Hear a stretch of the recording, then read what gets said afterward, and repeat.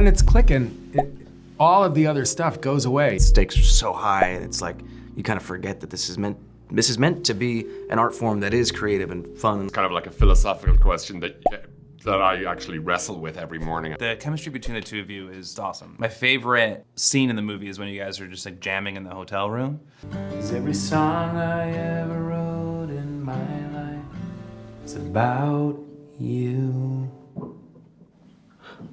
So good. As an artist and a filmmaker as well, it touched on something that is really, I think, kind of core to a lot of creators. Yeah. We get into it for the joy of doing it, and then we get into it, and then you start making a career out of it, Yes. and things take on different meaning. And Yes, as it exactly. does with them, Yeah. and they're living in that creative joy in that hotel room, and then it gets muddy. Yeah. When you're making things, how much are you able to still access that joy, and how much does the other stuff play in? I mean, getting to work with someone like Paul, it's impossible not to feel that joy. That was kind of a dream scenario for me. First day on set was that scene.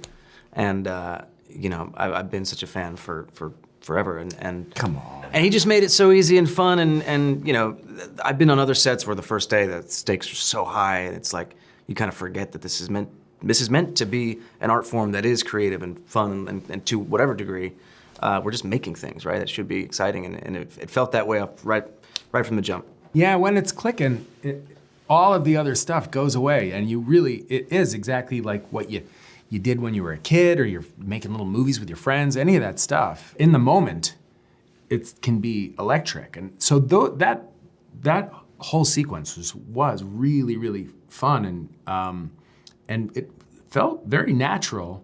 I think we clicked, and we hit it off right away, and it clicked quickly.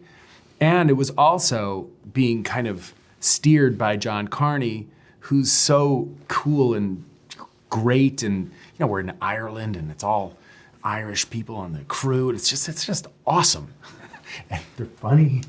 It was just such a good vibe all the way around. It seemed like a dream. I mean, Yeah, it really was. It's kind of like a philosophical question that I actually wrestle with every morning. I get up on a film set. I'm like, why am I getting up at 6 o'clock in the morning and told, be artistic now? But I'm like, but it's 5 o'clock, I want to be in bed now, and this isn't why and you're right, that as you become more professional and it becomes your career, you struggle with exactly that of like, where's the fun of this gone? And I counter that by trying to make the film sets fun and trying to tell the crew to chill, like relax. We started to do this because we were in our bedroom dreaming of thinking what we could do, and yes, we've got to pay our rent, and I'll get my shit together and tell the story, but like, let's remind ourselves every day.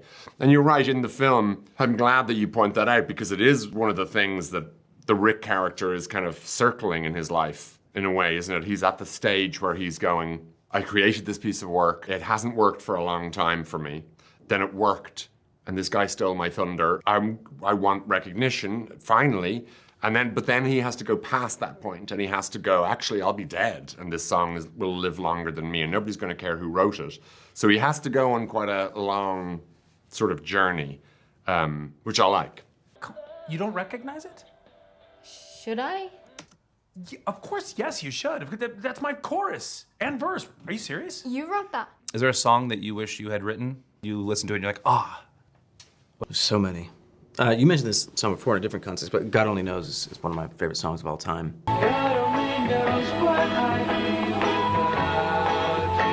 Genius song. That and Overjoyed, Stevie Wonder. Oh, what a song. The Sandman has come from too far away. Key changes, just a brilliant piece. Yeah. Wichita Lineman is one of my favorite songs. That's a beautifully written song. I am a lion man for the county.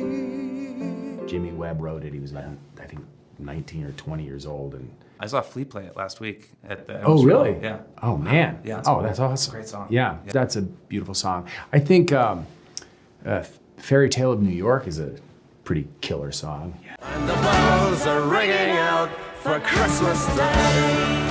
I'm not really a songwriter, if I'm honest. I actually, and apropos of what we're kind of talking about, at some stage in my life decided I wouldn't continue to make music my primary earner, or the thing that I was, maybe for that reason, that it was sacred to me, that I didn't want, and I'm glad that I've been able to make movies pay my rent, and music is sort of just still a free-spirited thing that I happen to enjoy doing for movies. But I don't ever, and if I had to think about writing a song that meant something to me, I would struggle, or that stand on a stage and play, like that's not me at all. So I'm not worried about that for the music side of me. Do you know what I mean? That's what a good song can do, right? Has the ability to mean many different things to many different people.